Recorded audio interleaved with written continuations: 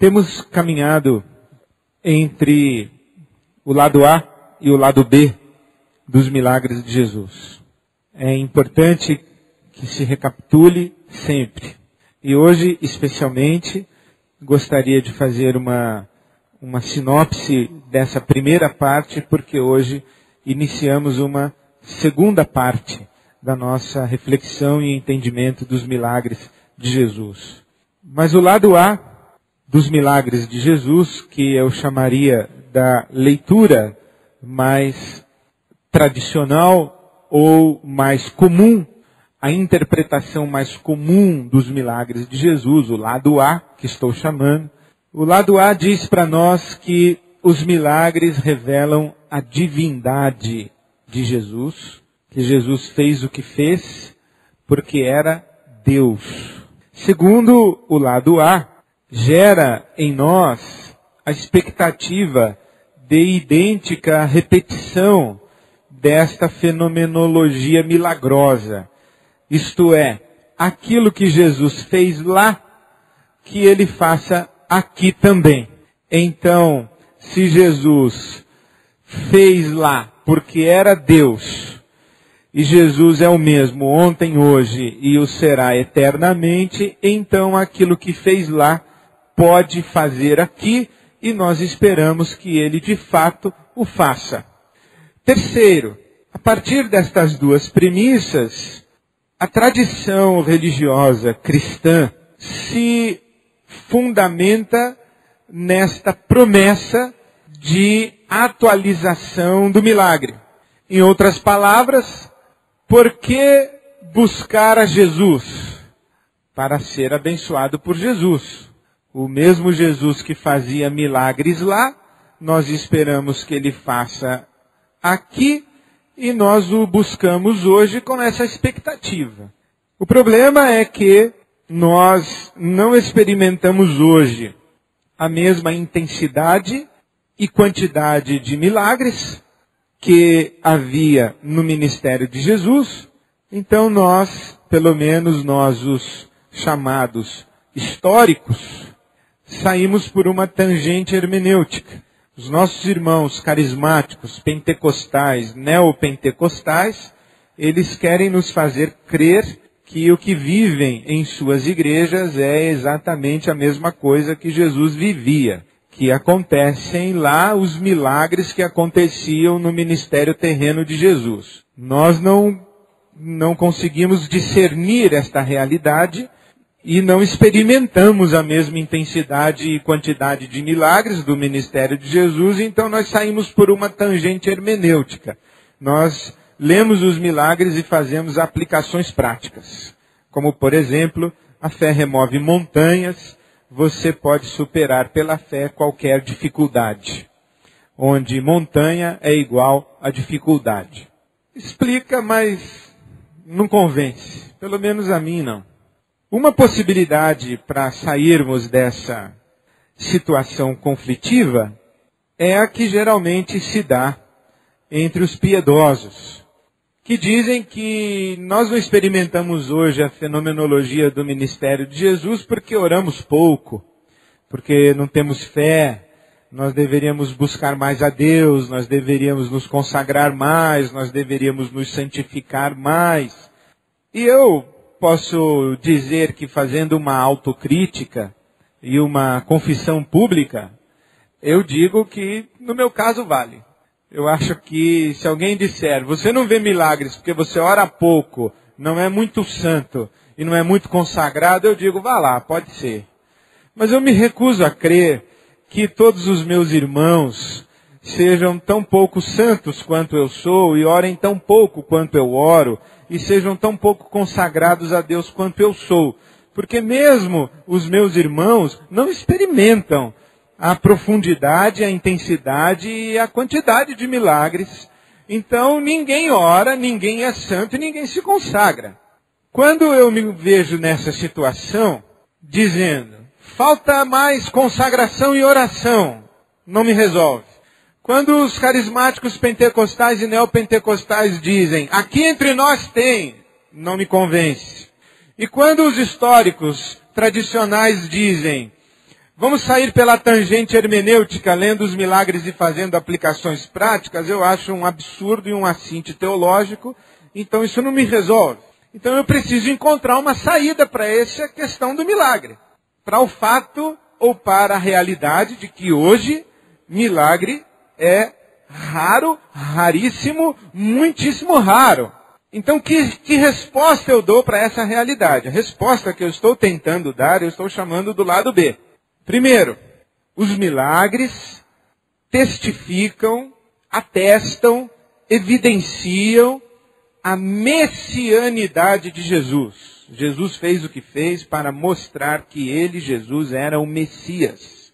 E isto diz para nós que os milagres realizados por Jesus foram sinais, especial e prioritariamente, ao povo de Israel. As ações de Jesus, que nós chamamos de milagres, a Bíblia Sagrada chama de sinais, que apontavam para alguma direção. Em que direção apontavam?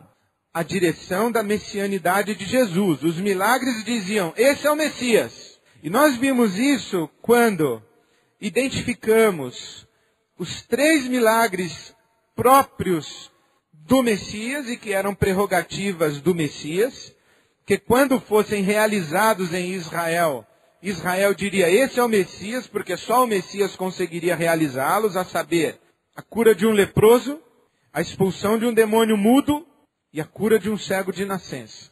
Esses 3 milagres eram milagres messiânicos e você pode voltar, se você não ouviu, encontrar as gravações e há uma gravação para cada um desses 3 milagres. Depois nós vimos um outro lado da manifestação messiânica de Jesus. Quando Jesus, especialmente ao expulsar demônios, faz um paralelo muito claro entre os ídolos do Velho Testamento, são chamados de demônios no Novo Testamento. Você vê, por exemplo, que quando lê o Velho Testamento, praticamente não tem demônio. E quando você lê o Novo Testamento, praticamente não tem ídolo. As duas figuras se sobrepõem. Por trás dos ídolos há uma ação demoníaca. E na cultura do Velho Testamento, especialmente explicitada, por exemplo, no Salmo 115, aqueles que seguem os ídolos se tornam semelhantes aos ídolos. Os ídolos têm boca, mas não falam, têm ouvidos, mas não ouvem, têm pés, mas não andam, têm mãos, mas não pegam, têm olhos, mas não veem. E o que é que Jesus está fazendo com os seus milagres? Quando ele cura um cego, quando ele cura um mudo, quando ele cura um paralítico, quando ele cura um leproso, ele está denunciando. Está dizendo, Israel, porque seguiu os ídolos, se tornou semelhante aos ídolos que seguiu. Tem boca, mas não fala, tem ouvido, mas não ouve, tem olho, mas não vê. E quando Jesus vai curando estas pessoas, ele vai restaurando no ser humano a imagem de Deus, porque nenhum ser humano foi feito para ser imagem de ídolo e nem de demônio. A desumanização resultante do abandono de Deus é explícita na desfiguração, ou no desfiguramento, desfiguração, né? No ato de desfigurar-se, ou tornar-se desfigurada da nação de Israel e no desfigurar da figura humana. Então, quando Jesus está curando pessoas, ele está devolvendo a essas pessoas a imagem de Deus e está profetizando contra Israel. Então, os sinais de Jesus, eles têm esse endereço muito claro, dizendo, Israel, preste atenção, aqui está o Messias. E nós poderíamos, inclusive, parar aqui a nossa reflexão. Os milagres servem para atestar a messianidade de Jesus, e a messianidade de Jesus já foi atestada, por Israel foi rejeitada, e nós cremos que Jesus Cristo, Jesus de Nazaré, é o Cristo, é o ungido, é o Messias prometido no Velho Testamento. Poderíamos, inclusive, radicalizar dizendo que não faz mais sentido o milagre na experiência cristã. Porque os milagres atestaram a messianidade de Jesus e já está historicamente reconhecido que Jesus é o Messias, ou pelo menos por uma fatia considerável da humanidade, Jesus é o Messias. Agora é questão de ter fé no Messias. Eu poderia radicalizar, eu não vou radicalizar para não deixar você triste, mas nós poderíamos parar aí. O que está acontecendo em Mateus 21? Em Mateus 21, que nós acabamos de ler, me parece que é o grande laço de toda essa história. É quando todo esse pacote agora é amarrado e em Mateus 21 se dá um laço. E isso se fecha com esta afirmação de quem tiver fé dirá a este monte, levante-se e atire-se ao mar. E nós pegamos Mateus 21, 21 e 22, e tudo o que pedirem em oração, se crerem vocês receberão, e quem tiver fé dirá a este monte, levante-se, atire-se ao mar, e assim será feito. E nós ou aplicamos pelaquela tangente hermenêutica de que esse monte aqui é a dificuldade, e que a fé remove montanhas, mas a montanha é a dificuldade, ou nós aplicamos e interpretamos literalmente que isso aqui nos dá a autoridade para pedir a Deus milagres hoje iguaizinhos aos milagres que Jesus fazia, porque tudo que pedirmos em oração, se crermos, receberemos. Então, se não recebemos é porque não cremos. Mas parece que Mateus 21 diz algo mais do que esta simplicidade e essa aplicação possível. Se não, observe que o texto começa no versículo 18. O que suscita essa resposta de Jesus: eu lhes asseguro que se vocês tiverem fé e não duvidarem, poderão fazer não somente o que foi feito, mas o que foi feito. O que foi feito? O que foi feito foi um amaldiçoar da figueira. Porque de manhã cedo, quando voltava para a cidade, Jesus teve fome, Mateus 21, 18, e vendo uma figueira à beira do caminho, aproximou-se dela, mas nada encontrou a não ser folhas. Então lhe disse: nunca mais dê frutos. Imediatamente a árvore secou. Bom, veja que interessante. Será que Jesus é um melindroso, caprichoso? É um dodói que quando vai pegar um figo não encontra, diz: ah, figueira, eu te amaldiçoo. Não faz sentido isso. O que é que está acontecendo? Então lembre-se, os sinais são para Israel, o que nós chamamos milagres são mensagens cifradas com o endereço certo, batem na testa de Israel dizendo: aí está o Messias, está claríssimo que aí está o Messias. Por quê? Porque Israel sempre foi identificado em o Velho Testamento ou como uma figueira, ou como uma oliveira, ou como uma videira. Estas três figuras estão aplicadas para Israel. E quando Jesus amaldiçoa esta figueira, você pode lembrar de Jeremias capítulo 8, abra sua Bíblia até lá, e você vai gostar, versículo 13. Quando Deus está dizendo que o seu juízo contra Israel será: eu quis recolher a colheita deles, declara o Senhor, mas não há uvas na videira e nem figos na figueira. As folhas estão secas. O que lhes dei será tomado deles. Jeremias 8:13. Eu quis recolher a colheita deles, declara o Senhor, mas não há uvas na videira e nem figos na figueira. As folhas estão secas, o que lhes dei será tomado deles. Bom, agora você pega Jeremias 8:13 e pensa em Jesus indo até a figueira colher um figo. Ele vai colher um figo e não tem figo, só tem folha. Bom, quando Jesus vai colher um figo e não tem figo, só tem folha, e ele amaldiçoa a figueira, ora, se tem um doutor da lei, se tem um fariseu, se tem um intérprete da lei ao lado, ele sabe que Jesus está falando de Jeremias capítulo 8, versículo 13. Ele sabe que Jesus está exercendo um juízo contra Israel. E veja o que diz aí o versículo 13: o que lhes dei será tomado deles. Vá para Oséias. Oséias, depois de Daniel. Oséias, capítulo 2, versículo 12. E olha que impressionante como é que a figura da figueira em Israel está tão comprometida pela sua idolatria e pelo seu abandono de Deus. Oséias 2:12. O juízo de Deus contra Israel. Arruinarei suas videiras e suas figueiras, que segundo ela foi pagamento recebido de seus amantes. Farei delas um matagal. Bom, Jesus não está amaldiçoando essa figueira por acaso. E quando ele diz, dirá a este monte, qual é o monte? A que monte ele está se referindo? Bom, nós estamos em Mateus capítulo 21. Em Mateus capítulo 21, nós lemos de 18 a 22. Então vamos ler agora de 12 a 17. Mateus 21, de 12 a 17. Jesus entrou no templo e expulsou todos os que ali estavam, comprando e vendendo. Derrubou as mesas dos cambistas e as cadeiras dos que vendiam pombas e lhes disse, está escrito, a minha casa será chamada casa de oração, mas vocês estão fazendo dela um covil de ladrões. Os cegos e os mancos aproximaram-se dele no templo e ele os curou. Mas quando os chefes dos sacerdotes e os mestres da lei viram as coisas maravilhosas que Jesus fazia e as crianças gritando no templo, Hosana ao filho de Davi, ficaram indignados e lhe perguntaram, não estás ouvindo o que estas crianças estão dizendo? Respondeu Jesus, sim. Vocês nunca leram dos lábios das crianças e dos recém-nascidos, suscitaste louvor? E deixando-os, saiu da cidade para Betânia, onde passou a noite.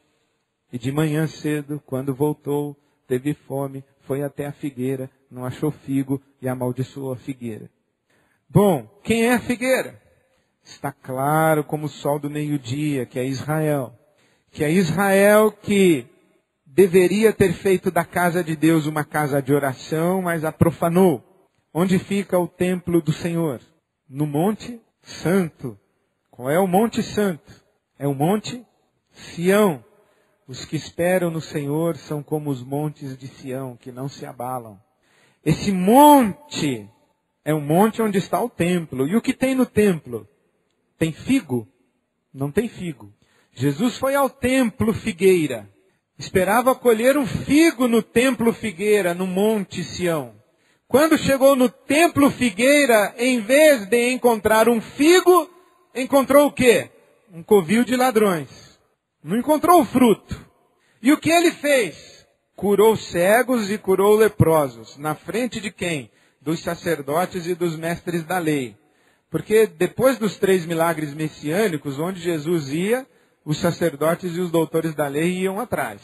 Bom, as crianças começam a cantar, Hosanas ao filho de Davi. Ou, em outras palavras, as crianças começam a dizer, o Messias, o Messias, o Messias, o Messias. Os sacerdotes e os mestres da lei dizem, você vai ficar calado deixando essas crianças dizendo que você é o Messias? E Jesus diz, elas estão cumprindo uma profecia. Você nunca leu o Salmo de número 8? Da boca das crianças e dos que mamam suscitaste força ou suscitaste o perfeito louvor. Elas estão cumprindo uma profecia. Elas estão dizendo que eu sou o Messias, bem debaixo da barba de vocês. Vocês não estão vendo? Então de manhã ele entra na cidade, aproximando-se da cidade de Jerusalém, porque ele passou a noite em Betânia. Ele volta para a cidade, vai à figueira buscar um figo. Não tem figo. Então quando Jesus diz, aquele que tiver fé, dirá a este monte, sai daqui. Que monte é esse? É o Monte Sião. O que é o Monte Sião? É Israel. O que é que está acontecendo em Mateus 21? Deus tem uma nação escolhida para dar fruto. Mas essa nação não dá fruto. Então o que tem lhe será tirado. Deus tira esta nação e agora se entrega a um povo que tem fé.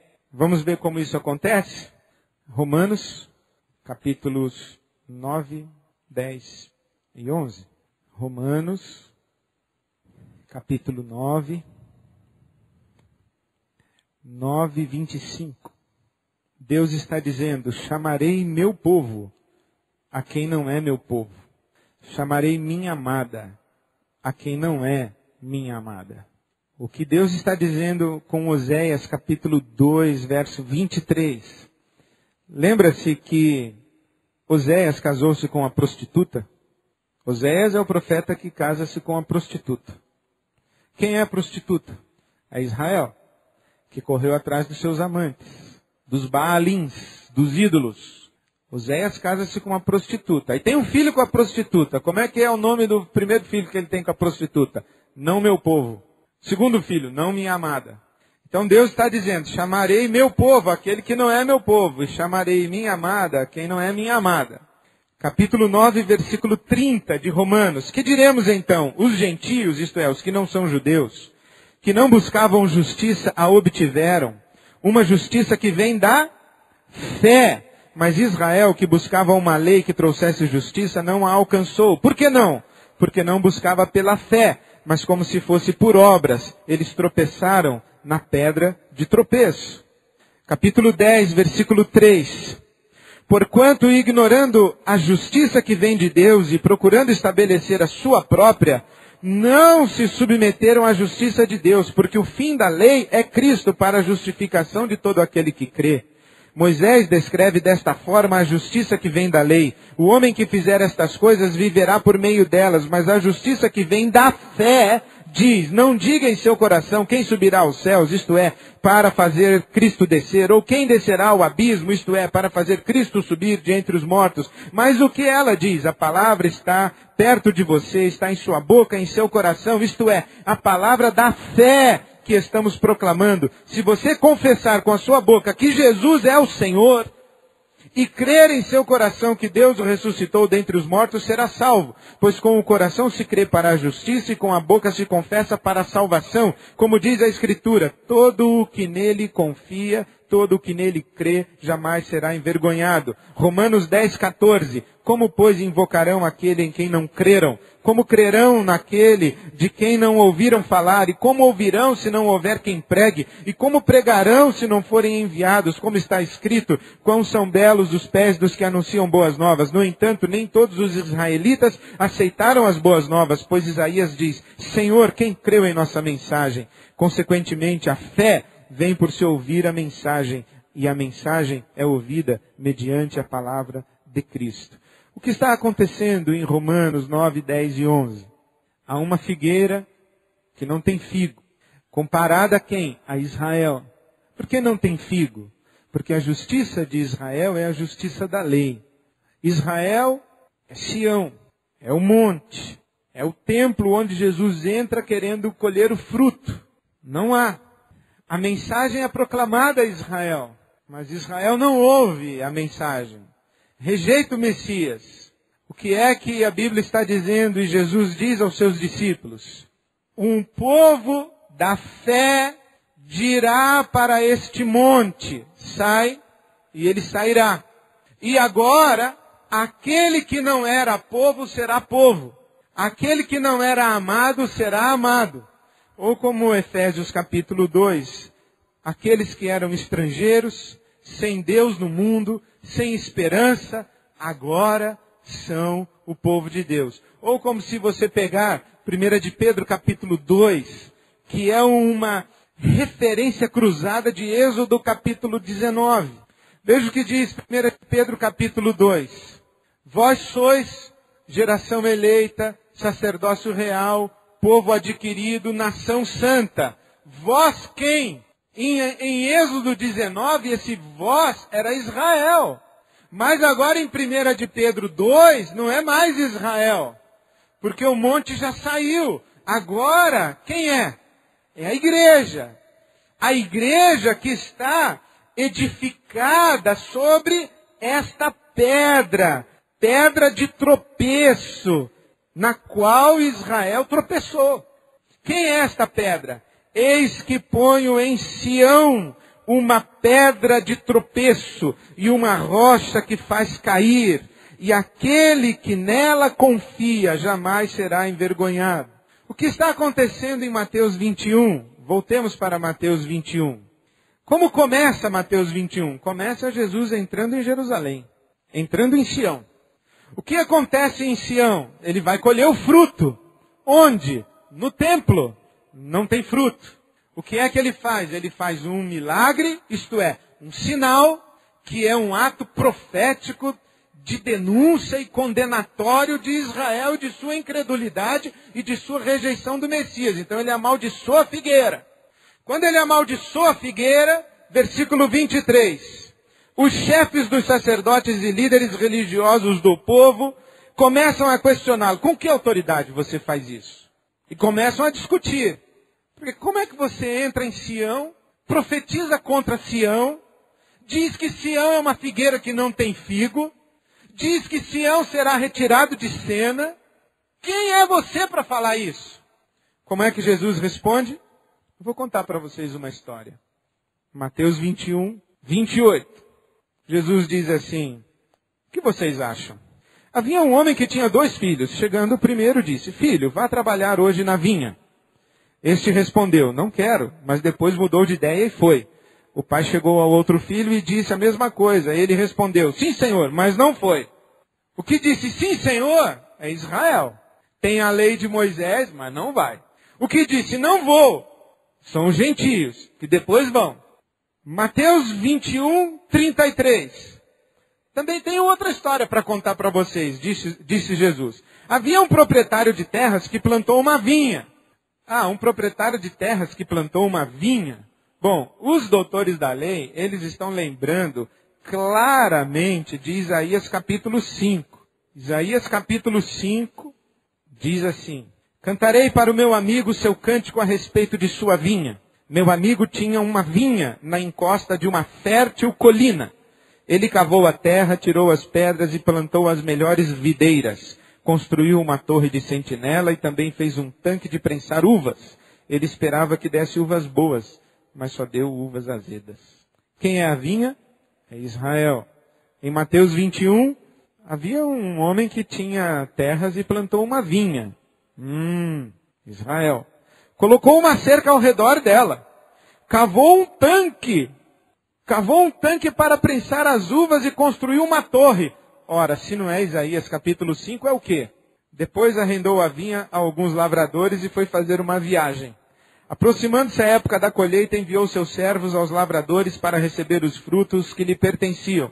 Os lavradores agarraram seus servos e a um espancaram, a outro mataram e apedrejaram o terceiro. Então enviou-lhes outros servos em maior número e os lavradores os trataram da mesma forma. Quem são estes servos que o proprietário enviou? Os profetas. Jerusalém, Jerusalém, que matas e apedrejas os profetas. Quantas vezes quis eu.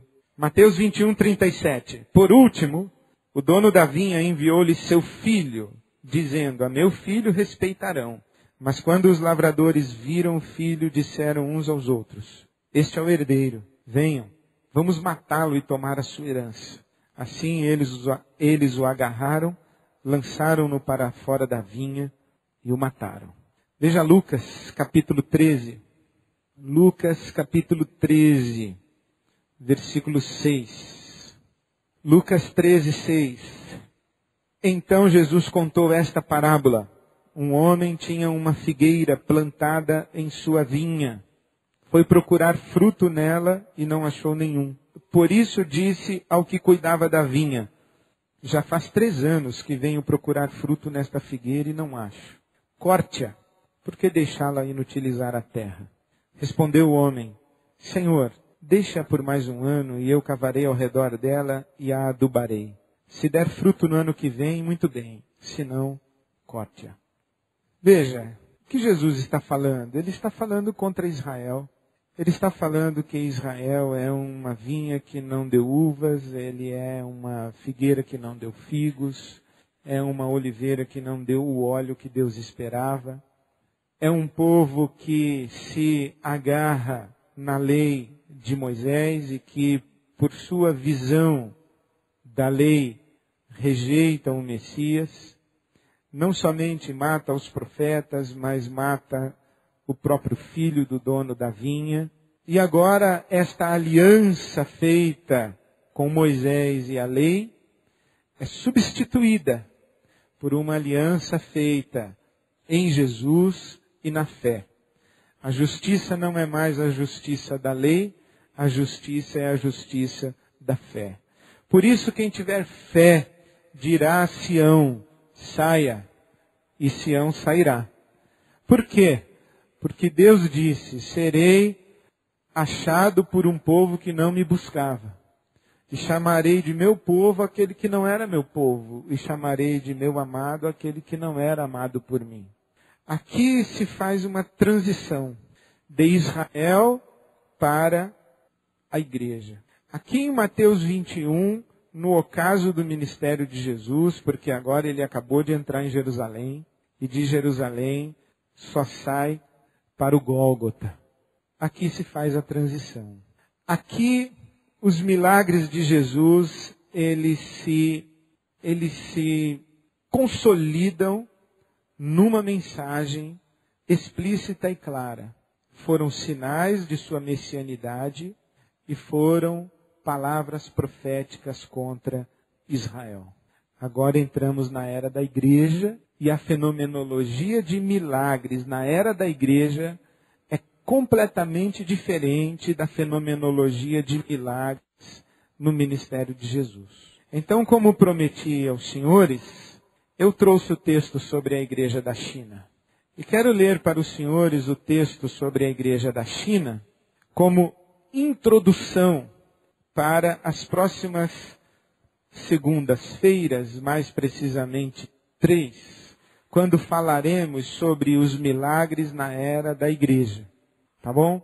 Esse texto aqui introduz milagres na era da igreja e compreendo que Mateus 21 fecha um ciclo dos milagres da era messiânica. Ok? Então vamos ao texto.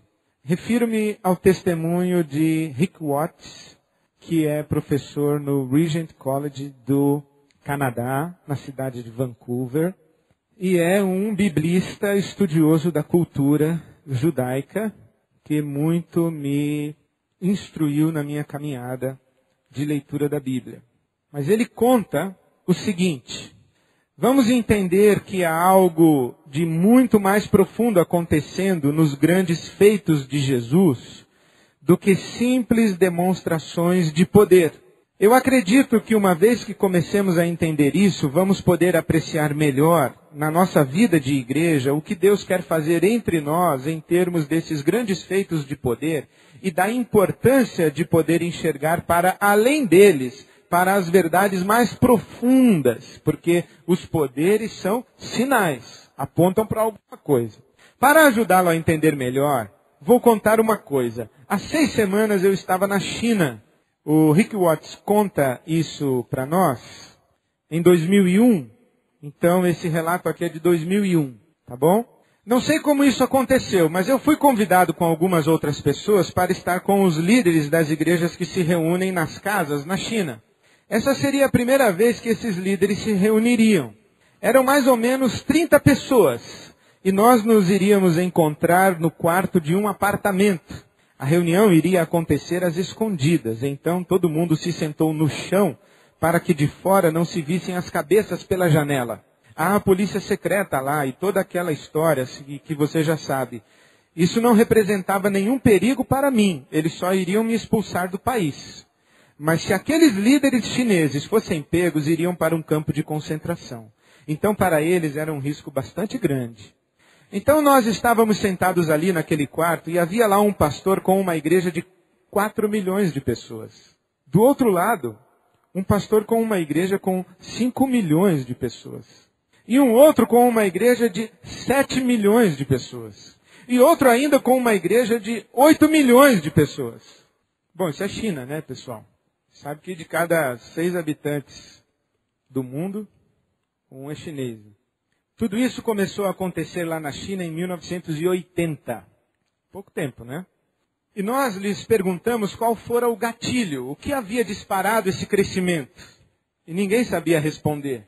Muitos desses pastores nunca se haviam encontrado antes, mas à noite, quando compartilhavam conosco suas histórias, todos disseram: 1980 foi o ano em que a coisa começou a pegar fogo. E eles viram Deus fazer coisas extraordinárias. Pessoas ressuscitando de entre os mortos, pessoas tendo seus olhos abertos e também coisas muito estranhas acontecendo. Um dos pastores ali presentes tinha um pai alcoólatra. E nem sabia dizer ao certo se o pai era cristão ou não. Mas o fato é que o pai dele expulsava demônios das pessoas mesmo estando embriagado. E a sua filhinha, 5 ou 7 anos de idade, batia na cabeça das pessoas com a Bíblia e os demônios saíam. Eu fiquei muito confuso com esse relato. Imagina um teólogo canadense ouvindo um negócio desse. Fiquei muito confuso com esse relato. Mas eu vi que não era só eu, não. Os meus companheiros estavam apavorados. Eu perguntei como eles explicavam isso. E eles disseram, não explicamos. E continuaram dizendo que um deles foi pregar numa vila e conhecia muito pouco sobre Jesus. E percebeu que ninguém ali estava dando a mínima para a sua pregação. Perguntando-se o que poderia dizer que prendesse a atenção, lembrou-se de que Jesus curava e começou a fazer publicidade. Jesus pode curar você, Jesus pode curar você. Viu então despertar o interesse de alguns. Depois que terminou sua pregação, um homem aproximou-se dele e disse que sua família estava muito doente. O pastor foi com ele até a sua casa e quando lá chegou, viu que havia muitos ídolos na parede. Para que Jesus possa ajudar você, você precisa quebrar todos esses ídolos que tem na sua parede. Então quebraram todos os ídolos que estavam na parede. E quando ele ia começar a orar, virou-se para o homem e disse, você não destruiu todos os ídolos. O homem levou um susto, porque ele tinha guardado um ídolo de madeira muito lindo. O evangelista alertou-o para a necessidade de também destruir aquele ídolo. O homem concordou, mas eles não conseguiram quebrá-lo por ser de madeira. Então o levaram para fora da casa e puseram fogo. Depois o evangelista orou e a família inteira foi curada. A história se espalhou e a vila toda ficou alerta, prestando atenção no assunto e na pregação. Todos vieram ouvir o evangelista. Ele estava lá pregando e uma grande multidão ouvia. Bom, vamos parar por aqui só por enquanto. Um lugar onde não há sinal do evangelho. O sujeito chega pregando, ninguém presta atenção. Ele diz, bom, eu tenho que chamar essa multidão para me ouvir. Como é que ele atrai a multidão? Jesus pode curar você. Alguém chega e diz, minha família está doente. Então vamos lá que Jesus vai curar a sua família. Quando ele entra na casa tem um monte de ídolos. Você tem que quebrar todos os ídolos, senão Jesus não vai curar a sua família. Quebram todos os ídolos e Jesus cura a família. Resultado, uma multidão vai ouvir o camarada pregar. Acabou o testemunho? Você não viu nada. Ele estava pregando. E alguém do meio da multidão levantou-se gritando, onde está Jesus? Onde está Jesus? A multidão apontou para o evangelista e disse, olha ele ali. O evangelista ficou muito sem jeito e se perguntou o que poderia fazer numa circunstância dessas. A mulher veio caminhando por entre a multidão e o coração do evangelista quase parou. Ela carregava uma criança morta e ele ficou aterrorizado e começou a suar e a tremer loucamente. Eu aqui já estou tremendo, imagina ele lá. Meu Deus, o que foi que eu fui arrumar? Eu me enfiei em águas muito profundas, disse o evangelista. Ele precisava pensar rapidamente no que fazer. Para ganhar tempo, ele mandou que todos se ajoelhassem. E agora, Senhor, o que eu faço? Mandou que a mulher se sentasse ali no meio e começou a orar. Ele não sabia o que fazer, mas orou e depois de uns 3 ou 4 minutos, ele finalmente disse, Deus, se você não curar esta criança ressuscitando-a dos mortos, eu nunca mais prego sobre Jesus. Disse isso na frente de toda a multidão. Eu pergunto, isso é uma oração de fé? Mas ele falou desse jeito e continuou. É bom que você faça isso, senão eu nunca mais falo de você para ninguém. Não é extraordinário? Então ele ouve a mulher começar a gritar. Ele se vira para ela e a criança está viva. E a vila inteira se converteu. É por isso que tinham igrejas de 8 milhões, 7 milhões, 5 milhões de pessoas na China. Fiquei maravilhado depois que eu ouvi essa história. Agora é o Rick Watts. Fiquei maravilhado depois de ouvir essa história. E eu disse para os chineses, nós amaríamos ver isso acontecer lá no Ocidente. A resposta do evangelista me deixou chocado. Não, isso não é para vocês. Isso é para cristão criança. Nas igrejas daqui, que funcionam há 20 anos, isso já não acontece mais. Nós oramos pelos doentes e às vezes Deus cura, mas muitas vezes não. Mas quando vamos às pequenas vilas, onde as pessoas nunca ouviram de Jesus, os mortos ressuscitam, os cegos veem. Então voltamos para casa e para as nossas igrejas e nada acontece. Eu perguntei, como funciona isso? Ele respondeu, Isso é maturidade espiritual. Eu fiquei realmente pasmado. Aí ele me explicou a razão por que aqueles pastores estavam se reunindo pela primeira vez, aqueles 30 pastores. Alguns deles haviam estado presos por 16 dos últimos 20 anos. E todas as vezes que iam parar na cadeia, a polícia fazia uma verdadeira limpa na casa. Levavam pratos, talheres, cortinas, quadros, roupa de cama, tudo, rapa geral. Esse pastor, o evangelista, esteve na cadeia 12 vezes. Muitos deles estão na lista dos mais procurados na China. E é um grande risco eles se reunirem. E a razão por que estavam juntos ali é que eles acham que nos próximos 20 anos a China vai se abrir. E o grande medo que eles têm é que as denominações ocidentais cheguem para a China e tentem levar a igreja da China, cada uma para o seu lado. Para eles, a verdadeira maturidade espiritual é a unidade entre o povo de Deus. É por isso que eles estavam se reunindo. É muito interessante isso, disse o Rick Watts. Porque eu estava interessado no poder que se manifestou. E o interesse deles era de que houvesse uma única, nova humanidade. Bom, com isso começamos a falar sobre os milagres na era da igreja, que como está testemunhado e veremos em Atos dos Apóstolos, não obedece o mesmo critério dos milagres da era messiânica. O que é chocante, e eu queria que vocês registrassem 3 sugestões. Primeira, a profusão de milagres se dá no contexto da expansão missionária da igreja. Segunda, quando a igreja rompe uma fronteira missionária, e nesse rompimento ela é acompanhada de uma profusão de milagres, os milagres deixam de ser o fator autenticador da mensagem, porque ela, a igreja, se torna o sinal. Ok? Primeiro, milagres na era da igreja. Como é que acontece? Minha teologia diz que quando a igreja rompe uma fronteira missionária, nesse romper de uma fronteira missionária, há uma profusão de milagres. Por quê? Porque essa mensagem que é inusitada, é nova, absolutamente nova, precisa de autenticação. E essa é a mão de Deus em cima desse avanço missionário da igreja. Mas quando a fronteira é rompida e a igreja se estabelece, ela, a igreja, se torna o verdadeiro sinal. Ela, a igreja, é o sinal que autentica a sua mensagem. E não mais a profusão de milagres. E quando a igreja se estabelece, a minha terceira afirmação, os milagres acontecem na perspectiva da manifestação de dons espirituais. Porque a vida normal da igreja é a dinâmica de dons espirituais. É por isso que, ou é assim que eu entendo esse testemunho desse pastor. Nas igrejas daqui, que funcionam há 20 anos, isso não acontece mais. Nós oramos pelos doentes, às vezes Deus cura e muitas vezes não. É uma questão de dom espiritual, é manifestação de dom espiritual. Não mais sinais e maravilhas e poderes e prodígios. Mas quando vamos às pequenas vilas, fronteira missionária, lá as pessoas ressuscitam os mortos e os cegos vêm. Mas aí nós voltamos para casa e não acontece nada.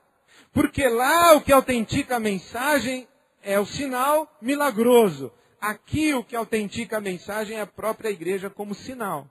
Aqui nós vivemos de dons espirituais. Lá vive-se de um sopro diferenciadíssimo de Deus, que foi o mesmo sopro do ministério de Jesus e do ministério dos apóstolos no livro de Atos. E é sobre isso que falaremos nas próximas 3 segundas-feiras. Que Deus tenha misericórdia de nós, nos ajude e nos guie a toda a verdade. Amém e amém. Eu oro de todo o meu coração, repetindo uma resposta que lhes dei na última segunda-feira. Alguém perguntou, você tem certeza de tudo que você está falando? Eu disse, tenho. Mas se a pergunta fosse, você tem certeza que tudo que você está falando é a verdade? Eu diria, não. porque eu tenho certeza do que eu estou falando, mas eu posso estar enganado na minha interpretação. Mas se alguém me perguntar hoje qual é a sua percepção, qual é a sua compreensão da relação entre a igreja e o milagre, eu diria, é essa que acabei de lhes dar. Os milagres de Jesus autenticam a messianidade de Jesus. Os milagres feitos no ministério de Jesus, quando se repetem nos nossos dias, se repetem em profusão, quando a igreja está atravessando fronteiras missionárias, e esses milagres autenticam a mensagem. Quando a igreja rompe fronteiras missionárias, ela é o sinal que autentica a mensagem, não mais os milagres. Ela, a igreja, é o sinal. E quando ela, a igreja, é o sinal, uma igreja viva é uma igreja onde há manifestação de dons espirituais. Mas aquilo que experimentamos hoje, que chamamos de cura divina, não tem nada a ver com esses sinais lá do ministério de Jesus e de Atos dos Apóstolos, tem tudo a ver com dons espirituais das epístolas paulinas. São fenômenos completamente diferentes. E é isso que nós vamos estudar nas próximas 3 segundas-feiras. Que Deus nos abençoe. Amém e amém. Como você já sabe, é a sua oportunidade de fazer perguntas. E eu fico aqui como Davi escapando das setas de Saul, com todo respeito aos irmãos que não são como Saul, mas eu vou tentar me desviar das suas perguntas e ver se eu escapo de todas elas. Deixe-me fazer uma consulta rápida. O texto base que eu vou usar, o principal para os milagres na era da igreja, é o livro do reverendo John Stott, Batismo e Plenitude do Espírito Santo. Quantos teriam interesse em ter esse livro que eu poderia pedir para a próxima segunda-feira? Por favor, levante a sua mão. Ok, obrigado. Não há perguntas hoje, então podemos a uma só. Obrigado, Duda. Em João 15, Jesus se identifica como a própria figueira. Os ramos citados que são cortados seriam Israel ou já é a igreja? Como se aplicaria para hoje? Eu penso que é Israel, ele é a figueira. É mais um dos textos em que fica explícito que ele espera frutos daqueles que são fiéis a Deus. E ele faz essa transição que a igreja que está nele, essa dará fruto. A igreja não é cortada. Eu acho que é uma leitura muito equivocada, a aplicação individual. Eu poderia pregar assim para você. Você que é um crente que não dá fruto, Deus vai podar você, hein? Se você não der fruto depois dele podar, ele vai cortar e tacar fogo em você. Porque é isso que está dizendo lá em João capítulo 15. Mas João capítulo 15, na minha leitura, não tem uma aplicação individual, assim como os textos que estamos lendo até agora não têm aplicação individual. Eu diria, inclusive, que eu não sei se tem algum texto da Bíblia que tem aplicação individual. Por exemplo, os dons espirituais, o texto sobre dons espirituais não tem aplicação individual. O texto que todo mundo me pergunta toda segunda-feira de Marcos capítulo 16, estes sinais seguirão os que creem, não tem aplicação individual. Quando a Bíblia fala que os que creem farão isso e farão aquilo, está falando da igreja. Não significa que todo cristão vai fazer tudo aquilo. Significa que a igreja vai fazer. Mas não significa que todo cristão vai fazer tudo aquilo. Tá? O que aconteceria se os fariseus autenticassem os milagres de Jesus? Seria um rolo tão desesperador, mas um rolo tão desesperador, que eu não saberia explicar. Eu diria que ninguém saberia explicar. Mas o rolo seria tão grande, a confusão seria tão grande, mas tão grande, mas tão grande, que ninguém saberia explicar. Que nem o apóstolo Paulo soube explicar e nem quis explicar, que ele, inclusive, disse claramente que Deus impediu que os judeus aceitassem e autenticassem Jesus como Messias. Isso é uma questão delicadíssima, porque Jesus tinha que morrer. E só quem poderia matar Jesus seria o sacerdote, porque ele é o cordeiro a ser imolado pelo sacerdote. Ele tem que morrer dentro do sistema sacerdotal e sacrificial de Israel. Ele não pode morrer assassinado por Roma, como preso político. Preso político não é cordeiro imolado em sacrifício a Deus. É preso político. Então Jesus tinha que morrer dentro do sistema sacrificial de Israel. E porque tinha que morrer dentro do sistema sacrificial de Israel, Paulo em Romanos 9, 10 e 11 diz que Deus impediu Israel de autenticar Jesus como Messias.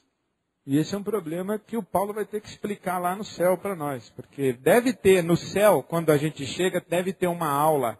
A gente passa pela... O Paulo deve estar falando desde a... Ele está explicando Romanos 9, 10 e 11 até hoje lá. Cada um que chega, ele tem que explicar de novo. Pergunto novamente, o que esperar de Jesus agora? Podemos pedir aquilo que não conseguimos pelos nossos meios? Bom, para responder essa pergunta, eu tenho 3 segundas-feiras. Você poderia fazer um contraponto entre Mateus 21, 18 a 22 e Tiago 4, de 1 a 10? Olha, sim e não, porque Tiago 4, de 1 a 10 não fala de milagres. Fala de orações não respondidas por causa da motivação egoísta, mas não fala de milagre. Então Tiago 4 ensina a orar. Mas como eu lhes disse há pouco, milagre não tem a ver com oração, tem a ver com dom espiritual. Então Tiago 4 não se aplica.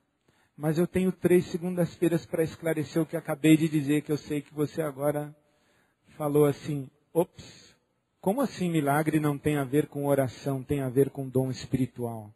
É isso mesmo, você vai ver. Procura na Bíblia aí no Novo Testamento alguém que orou por cura.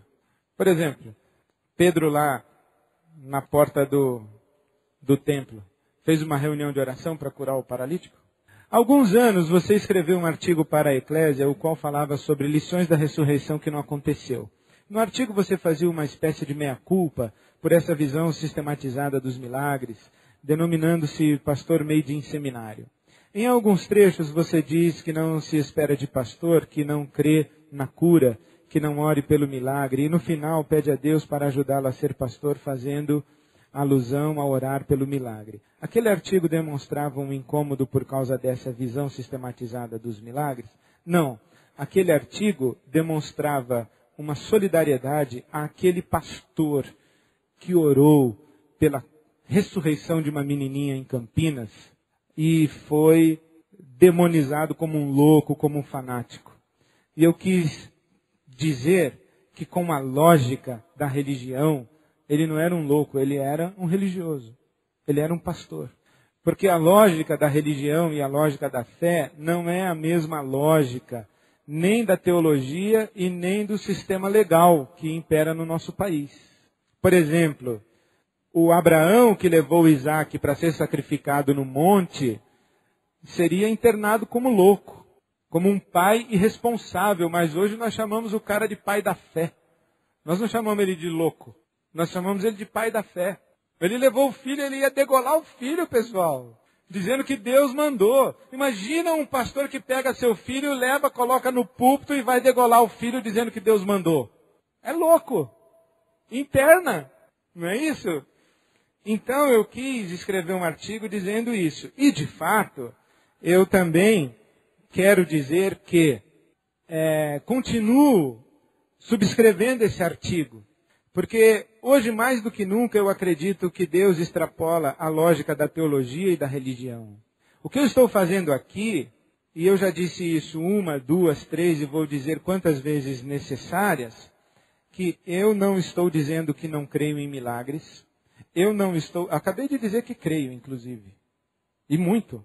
Aliás, eu acho que eu creio mais do que um montão de gente. Por exemplo, eu não tenho nenhuma dúvida de acreditar nesse texto que eu li do Rick Watts. Eu não acho que é mentira. Não tenho dúvida nenhuma. Eu só acho que os milagres hoje têm uma inteligência. E o que eu estou tentando fazer aqui é dar a minha inteligência dos milagres, que é diferente da inteligência que eu estou chamando de lado A. Dizer que os milagres acontecem na Igreja Assembleia de Deus aqui do lado, do mesmo jeito que acontecia lá, me engana que eu gosto. No show da fé, do mesmo jeito que acontecia lá, me engana que eu gosto. Não acontece. Dizer que não acontece porque nós não oramos, nós não somos santificados, nós não temos fé, nós não somos consagrados, não me convence. Esses caras da China não são? O cara foi preso 12 vezes, é um mártir da fé. E outra, Como é que explica que ele não é consagrado, se na vila ele é consagrado, quando ele volta para a igreja dele de 4 milhões, ele não é consagrado? Então, consagração não é explicação. E outra, dizer, o milagre, na verdade, não foi milagre. Andar sobre as águas é superar tempos de tribulação, também é pior. É mais incrédulo do que dizer que é milagre mesmo andar sobre as águas. Então, o que eu estou tentando fazer aqui não é dar uma teologia em troca de milagre. Não creia mais em milagre, creia na minha teologia. Não estou fazendo isso. O que eu estou dizendo é, eu tenho uma teologia que explica o milagre. Estou submetendo ao seu crivo e à sua avaliação bíblica e racional e piedosa. Então eu creio em milagres, mas eu tenho uma maneira de crer em milagres que é diferente da maneira como as pessoas do meu lado creem em milagres. E é o que eu estou tentando, fazendo um esforço de explicar antes para mim mesmo e também para você como é que eu creio em milagres. A mulher que beija e lava com lágrimas os pés de Jesus e os banha com perfume não pede nenhum milagre, só contempla e demonstra seu amor intenso pelo Messias. Ela é um exemplo do lado B? Ela é um belíssimo exemplo do lado B, mas não por isso. Ela é um belíssimo exemplo do lado B, porque Jesus diz que ela ungiu Jesus para a morte. Ela viu. Jesus diz isso. Jesus interpreta dessa maneira. E veja que interessante, o Paul Tournier tem uma interpretação muito, muito legal. Ele fala que foi uma mulher quem abriu a porta para Jesus iniciar seu ministério. Maria, sua mãe, em Caná da Galileia, onde ele fez o primeiro milagre. E foi uma mulher, tida como Maria Madalena, quem abriu a porta para ele sair, ungindo para a morte, como costume da época. Então ela reconhece nele claramente o Messias. Ela é um exemplo do lado B, que viu todos os sinais dele e falou, esse é o Messias.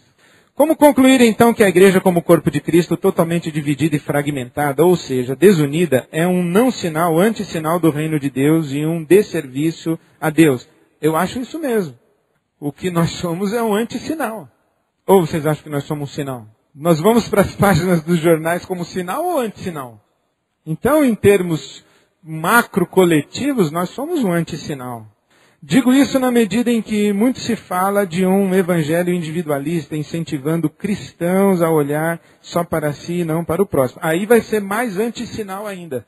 Porque nisto conhecerão todos que vocês são os meus discípulos, se vocês se amarem uns aos outros. Então a igreja é um antissinal justamente pelo seu individualismo egocêntrico, né?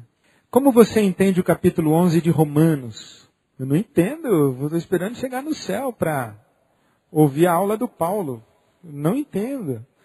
Porque ali o Paulo, inclusive, parece que se contradiz. Ele acha, em um momento ele diz que Deus não rejeitou Israel, porque tem israelita descendente de Abraão que crê. Aí depois ele fala, eu acho que é esse capítulo 19, esse versículo 19 aqui citado na pergunta, que não são todos os descendentes de Abraão que se tornam descendentes de Cristo, ou os da fé, os verdadeiros israelitas, né? Mas depois parece que ele sugere que Deus tem um plano para a salvação de Israel todo. É complicado eu não entendo. Desculpa, mas eu realmente não entendo.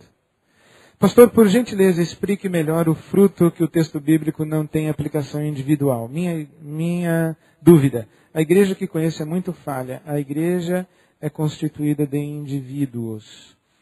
O que eu quero dizer é que eu estava falando de João capítulo 15.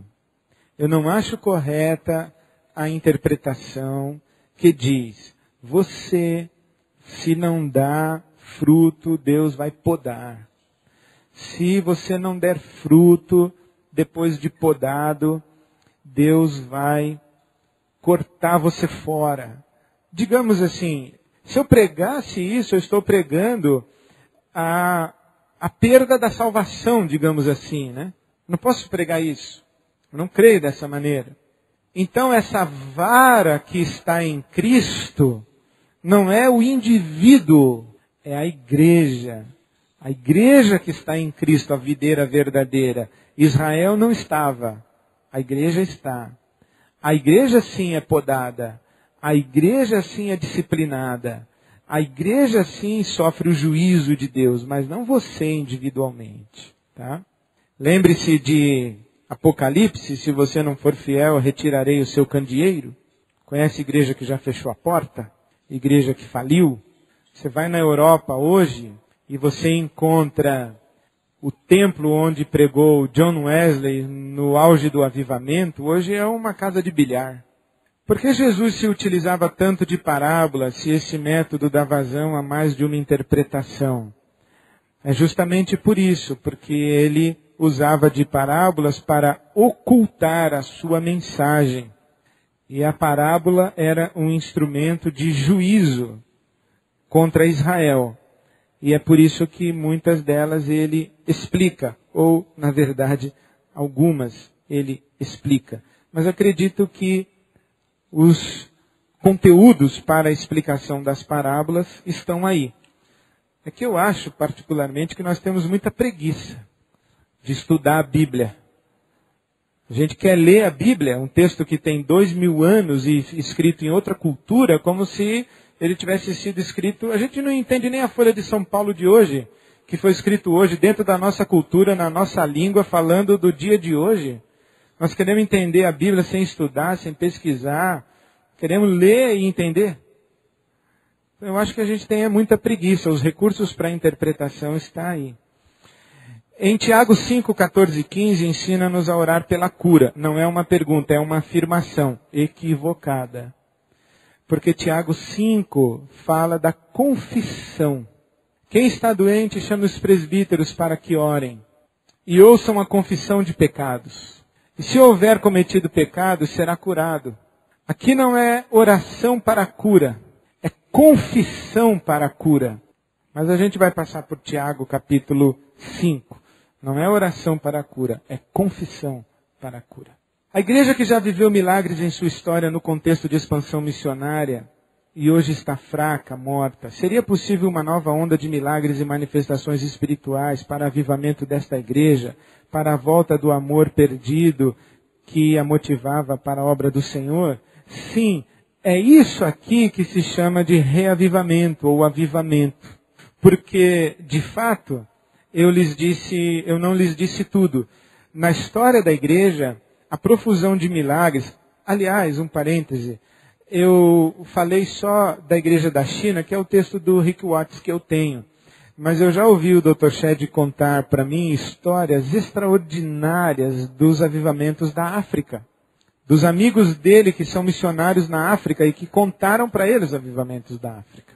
E então, na história da igreja, a profusão de milagres se dá no rompimento de fronteiras missionárias e em períodos de avivamento. Então, a lógica da história da igreja contraria a nossa lógica. Por quê? Porque nós achamos que quanto mais a igreja está em oração, mais milagre vai ter. Não é assim na história da igreja. Quanto mais a igreja está fiel, piedosa, ela vai tomar pau. Ela vai ser perseguida. Agora, quando ela está morta, aí sim, tem um reavivamento e tem a profusão de milagres. Aí ela fica viva. Aí ela começa a ser perseguida, porque agora não é uma questão de milagres, ela é o sinal. Ela incomoda, ela confronta, ela age para a transformação, ela salga. Vou falar sobre os avivamentos, vou contar para vocês as histórias dos avivamentos, por exemplo, do tempo do Charles Finney nos Estados Unidos e do John Wesley na Inglaterra, e vou ver se eu resgato com o Dr. Shedd algumas histórias dos avivamentos da Inglaterra.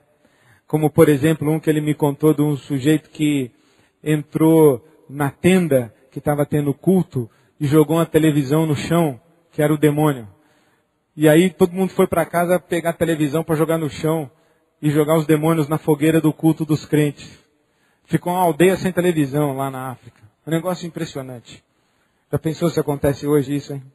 Existem alguns teólogos que acreditam que alguns dons não se aplicam aos dias de hoje. Isso se encaixa na questão dos milagres, cura, é para a era apostólica apenas? Não, eu não sou um destes teólogos, se é que posso me considerar um teólogo, eu acredito que os dons se aplicam para hoje, sim, todos eles, e não somente aqueles que estão lá, mas muitos outros. Crer em milagres nas igrejas tradicionais, mas não crer em milagres em igrejas pentecostais, não te parece crer em Jesus que já veio versus o mesmo que há de vir? Crer em milagres nas igrejas tradicionais, mas não crer em milagres em igrejas pentecostais, não te parece crer em Jesus? Bom, se a pergunta está sugerindo que eu creio em milagres na igreja tradicional e não creio em milagres na igreja pentecostal, não foi isso que eu disse, não foi isso que eu quis dizer. Eu só quis dizer que eu não acredito que o que acontece nas igrejas pentecostais é o mesmo que acontecia no ministério de Jesus. É que lá eles dão uma explicação diferente da nossa, porque não acontece lá nem aqui.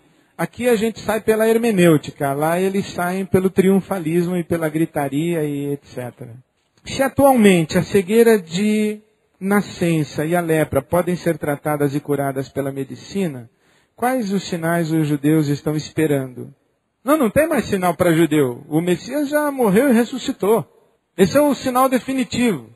Jesus disse, essa geração não terá mais nenhum sinal a não ser o do profeta Jonas.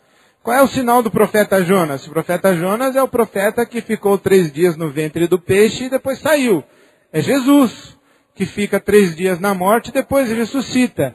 Então a ressurreição de Jesus foi o último sinal para o povo judeu. Não estão esperando mais nada, não. Eles têm que acreditar no que já foi feito, no que já foi dito.